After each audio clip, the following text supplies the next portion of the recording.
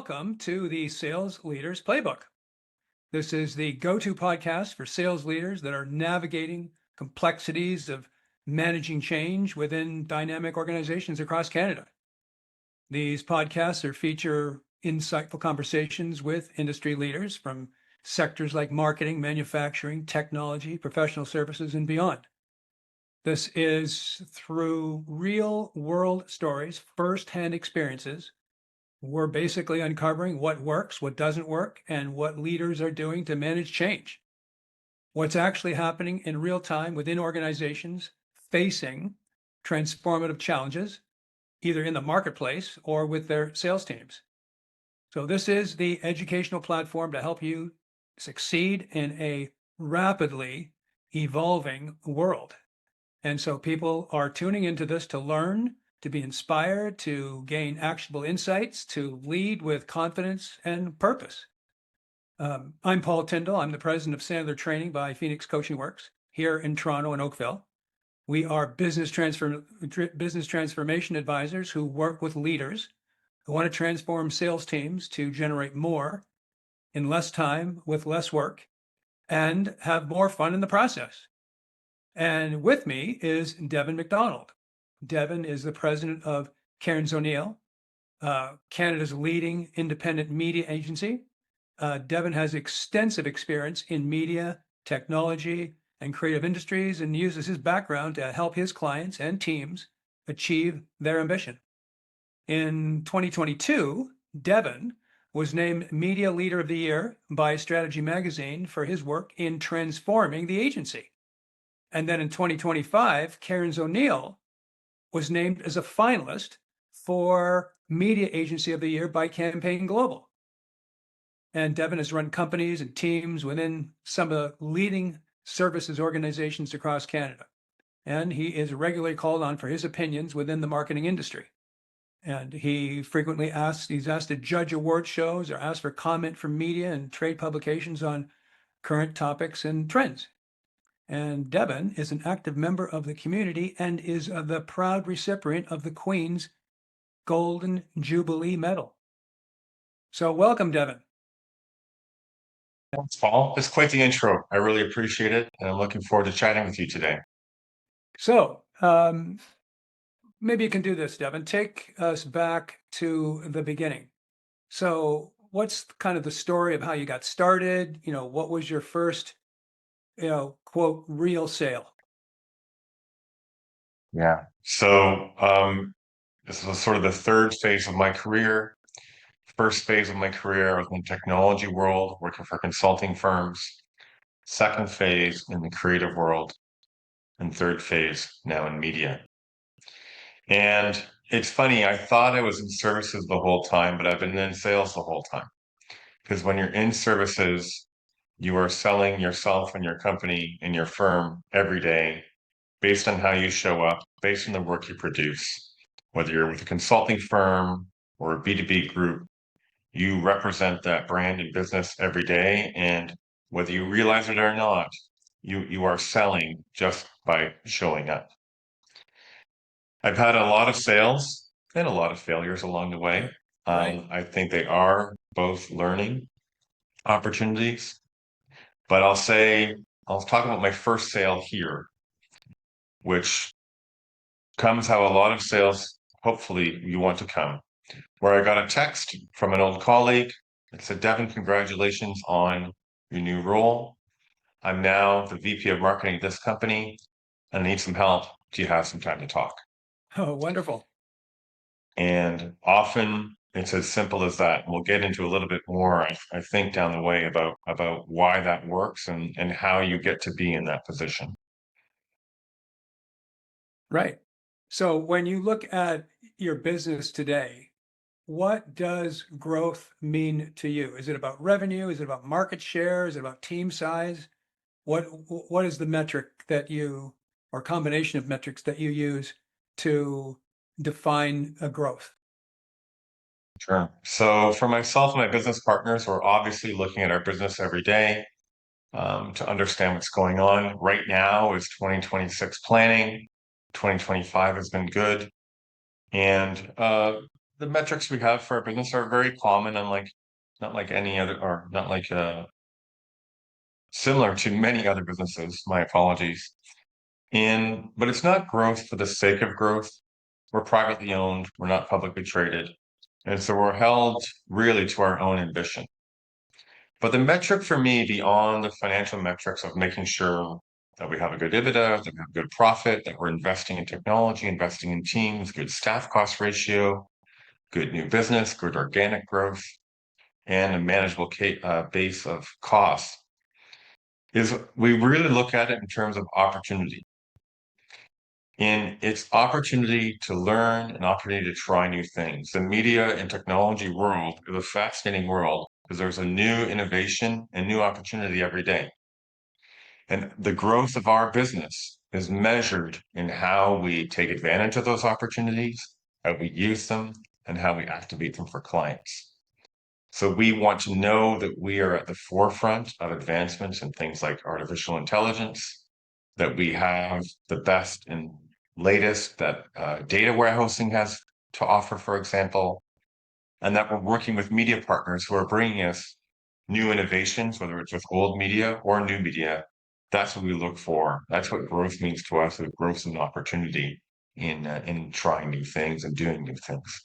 Right on. And so when you think of your vision for sales in the next 3 to 5 years, this is kind of a strange question. On a scale of 1 to 10, I assume that your commitment to this is high. It's a 20 out of 10. Right. 20 out of 10. Okay. And the vision too, as well, and when we're willing to try new things and we want to try new things, it's about being agnostic. And it's one of our core values of making sure that we are not married to one single idea, not married to one single platform, because there are going to be new things to come out. We have to, kick the tires, get our experts working on them, start talking to them, make sure that things will be up to the standard, give feedback to a partner if it's not, and help them understand where they're falling short. But try things. And if things work, great, we'll do more. And if things don't work, we won't do them anymore. Fair enough. And in terms of developing new clients or more business, does more business come from expanding business with existing clients, or does it come from landing new logos, new clients, or is it some sort of an equal split? How do you split the new business that you're generating? Sure. So organic growth for us, as we develop new products and as we bring on new technologies and media innovations within our services offering, we obviously bring that to our existing clients first. We want them to benefit from that. We want them to work with us on it and partner with us on it to help so they can maintain themselves at the forefront of whatever they do. From a new business side of things, there's two streams. One, of course, is referrals, which I talked about before. Well, yes, sometimes there's a random text that you get or email or phone call. And our leadership team is all involved in new business and has our own personal professional networks that we use for referrals. But often in B2B services or in the media agency world, it's through an RFP or request for proposals. These can be open calls that are posted on procurement sites like Merck's and whatnot. Or these could be closed calls where you're specifically invited as an agency through a contact, somehow through your reputation or through work you've done in the past. Well, they'll invite an organization. And if you're not conflicted and if you have the time and opportunity, you'll be invited to participate. So our growth, I think, is a healthy balance of all three of those things: the organic with existing clients and new products, the referrals, and of course, the RFP and pitching for business. And so what is working best for new lead generation right now that's different from when you started? That's a big question. So Yeah, so go ahead. Yeah, I've been at the firm for 4 years now and really enjoying it because, again, as a privately held company, we really can chart our own destiny. run Canadian divisions of publicly traded companies before, and it's quite different and a quite different opportunity set. But we have a unique value proposition in the marketplace. We spend a lot of time talking the trade press or speaking at events or networking with clients at different opportunities to help them understand our values and help them understand where we're coming from. Because our sales cycle is very long. A typical contract could be 3 years.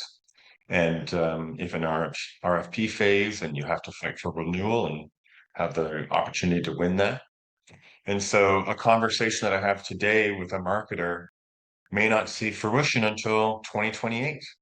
And that's why it's so important for us for reputation to be the forefront and to maintain those values. And so they know that what we're doing is going to be there for the long run.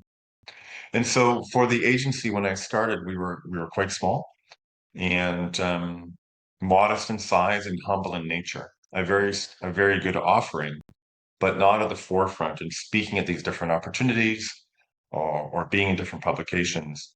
We invested a lot of time and energy and agency resources to get out there to develop the reputation of the agency more, so that we are on the radar of more marketers and more procurement officials along the way.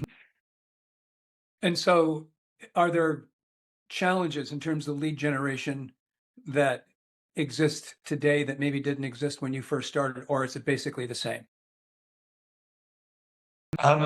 It's a very similar challenge from when I started in that we're a mid-sized firm within our industry. We compete with billion-dollar organizations for time and attention of marketers. And we do not have the same resources, of course, as a billion-dollar organization. What we do have is the freedom and flexibility to speak and just to share our opinion. The organizations we compete against, like many companies today, including our own, are facing cost pressures and worried about interest rates and worried about consumer demand and what's going on with tariffs. And so there's a lot of pressure on corporations to win more and to spend less. So that creates a very competitive marketplace that we need to be ready for and respond to. Yeah, and that kind of leads to every business has some form of messy middle, where there's a bottleneck or where there's a rate determining step in the equation. Can you share a time when, whether it's a deal or a hire or a strategy that didn't go to plan? Anything that really pops out, a real sort of adversity that you dealt with, and what did you learn from it? It's a very good question. And, dealing with procurement departments can be quite tricky. They have their own methodology, they have tons of resources and tons of experience, and they really use leverage of pressure and success to their advantage. And there's one time in particular I remember where I did not get what I needed out of a contract negotiation. And it's haunted me for years. In that we had won the business, we had assigned the contract, we had gone through the RFP, we had gone through the pitching, we had given ideas, we had given costing, we had given pricing, but the contract remained unsigned. And we hadn't yet publicly talked about it, but we were excited about it. And we knew work needed to get started, and the company in question did a great job of balancing pressure from the marketing team for us to get going and pressure from procurement and legal to negotiate the contract. But the timelines were different. The marketing department wanted us to start today. The procurement team wanted us to wait until the last minute, or they did wait to the last minute to negotiate the final piece of the contract. And they used that against us. And we ended up having a contract negotiation that did not end up in terms that were favorable for us. They were still okay, but we weren't happy with where we ended up. And I vowed from that lesson, I recognized it as soon as it was happening. And I was in a tough position that I couldn't back out of. And I vowed to never let that happen again. And so probably what you had to lower fees or something like that, or negotiate terms that were not in your favor. What it was specifically was they had a bonus contingent based on fee. based on performance, and they wouldn't release what the performance metrics were and about how much bonus we could earn or not earn based on the performance metrics. And it was a really tough spot. And so we're very happy to negotiate performance metrics and earn our profit or earn a portion of what we need to do. But we need to know what those performance metrics are upfront. And so for anyone that I work with now in this sort of piece, we talk about it very openly at the very beginning. I share this experience and say we're happy to do it, but let's talk about what it means for both of us at the very beginning. So how do you police that now? How do you partner with your companies if it's going to be performance bonused? They're no doubt going to be sharing with you fairly intimate information about profit and loss and all the things that they need to share. You no doubt would have NDAs that you're going to be signing, et cetera, et cetera. How does that work now? Is all of your work structured with performance bonuses? No, not all of it, but it's something that clients often ask for. And what I think marketers are beginning to learn, and our clients are beginning to learn, is that as a services organization that goes through a number of RFPs in a year or hundreds in our life, we can tell a lot about how a company is going to behave based on how they RFP us. And so if they ask for performance metrics up front or to have a bonus malus put in, and then we in turn ask, oh, will you be willing to share this and provide contract terms throughout the process? If they say no, then that's a very strong signal about where things are going to end up. But if they say yes and are willing to work through things, and of course things are confidential or through NDA or limited viewership or whatnot, it tells us a lot more. And those are the types of people that we're looking for to partner. You want to have an open relationship. You want to have a good dialogue. You want to be good partners for hopefully a long time.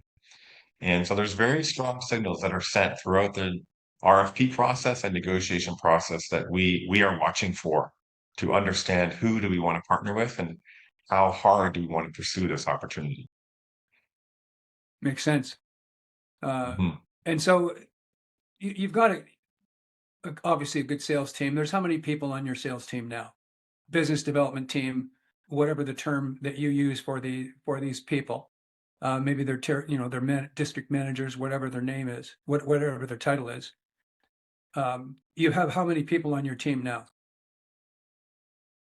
The way our team works in business development in our industry is we don't have specific sales leaders, but every one of the company's leadership or management team does have inferred sales responsibilities. And even back to what I was talking about before, something we talk about with all of our team is you're ambassadors of the company every time you present to a client. Every time you're at an industry event or every time that you're networking, you're representing the values of the company and representing our interests. And be mindful of that. And sometimes those people are very junior, and sometimes those people are very senior. And it's again going back to the lesson that I learned in my career that I'm actually been in sales my whole life. I just hadn't realized it. And how do you approach um, sales effectiveness? How do your people get trained? Is it something you do internally? Are you expecting that they would coming to you with a large amount of knowledge and experience that they just need to hit the ground running? How do you do that, both for yourself and for your team? Yeah, sure. So a few layers to this one for us. And that in the work of ourselves as services professionals, there's different types of roles and different types of opportunities and skill sets that you're involved in.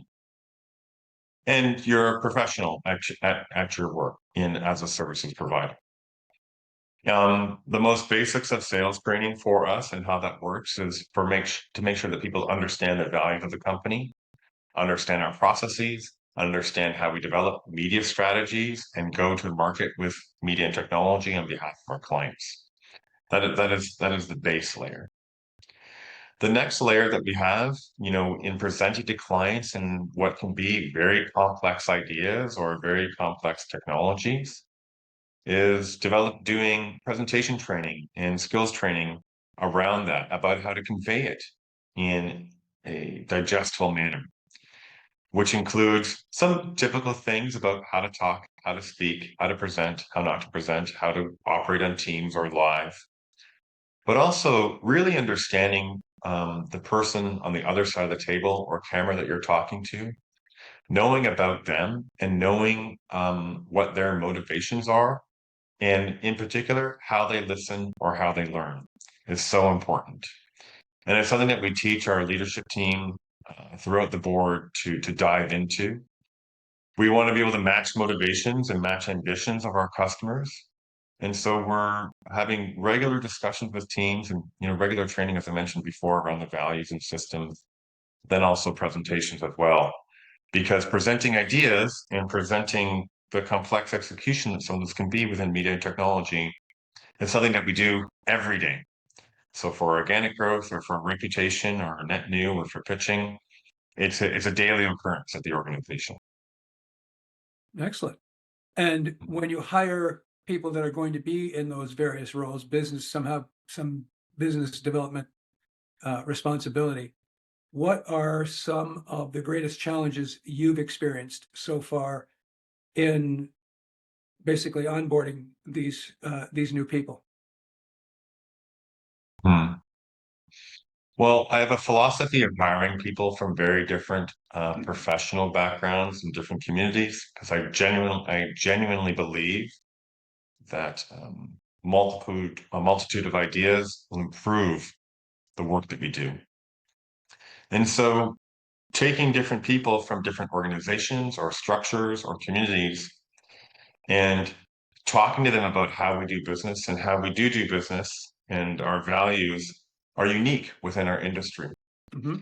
And often a seasoned professional with 20 years of experience could have a hard time pivoting to our language, into the way that we build relationships with clients, because it is quite different than the organization, a lot of organizations we compete against. And so it's looking at them in their onboarding and in the interview process and in their training to say, well, here are the parts of you that we want to activate the most, and here are the parts that we need to add to that. And that's all, of course, specific to the individual or to the leader. And so they get individual attention. Everybody has different learning methods, learning protocols, and so you're understanding them and being able to coach, mentor, train based on the individual that you're hiring. Is that Absolutely.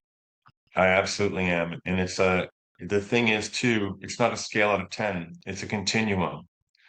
To say where you are, and then based on where you are, what do you need to learn next? And that goes for myself too as a leader, and using my training and coaching from others to build my own skills as well.